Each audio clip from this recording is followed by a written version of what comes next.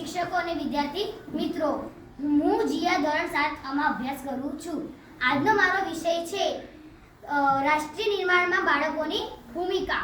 વિદ્યાર્થીઓ રાષ્ટ્રીય નિર્માણમાં મહત્વની ભૂમિકા ભજવે છે, કારણ કે વિદ્યાર્થીઓ તેમના જ્ઞાનનો ઉપયોગ રોજગાર માટે કરે છે, જે દેશની પ્રગતિમાં મદદ કરે છે.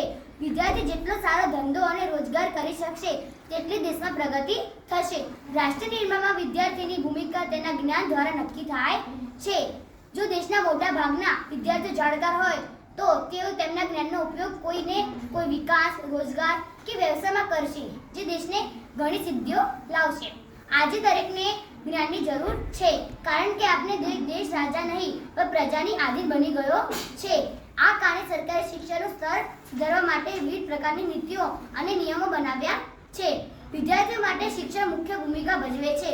વિદ્યા આપણને વિવિધ પ્રકારની પ્રતિકૂળ પરિસ્થિતિઓમાં નિર્ણય લેવા, શિસ્ત અને વ્યક્તિત્વ સુધારવાનું જ્ઞાન આપે છે, જેથી રાષ્ટ્રને સાચી દિશા મળી શકે અને રાષ્ટ્ર સારી ગુણવત્તાવાળું બની શકે. સારા દેશનું નિર્માણ ત્યારે જ થઈ શકશે જ્યારે સરકારની સારી નીતિઓ લાવે, અને સરકાર ત્યારે જ સારી નીતિઓ લાવી શકે જ્યારે ત્યાંના લોકો જાગૃત હોય અને તે નીતિઓ સમજવાની તાકાત હોય. આપણે શિક્ષણના આધારે કોઈ પણ નીતિના ફાયદા કે ગેરફાયદા એ સમજી શકીએ છીએ, અને શિક્ષણ મેળવવાનું એ વિદ્યાર્થીની જવાબદારી છે. તેવી જ રાષ્ટ્ર નિર્માણનો બોજ વિદ્યાર્થીના ખંભા પર આવે છે. તમને સમજ હોવી જોઈએ કે તમે કયા આધારે નક્કી કરી શકો કે દેશ માટે શું સાચું છે અને શું ખોટું છે. ધન્યવાદ.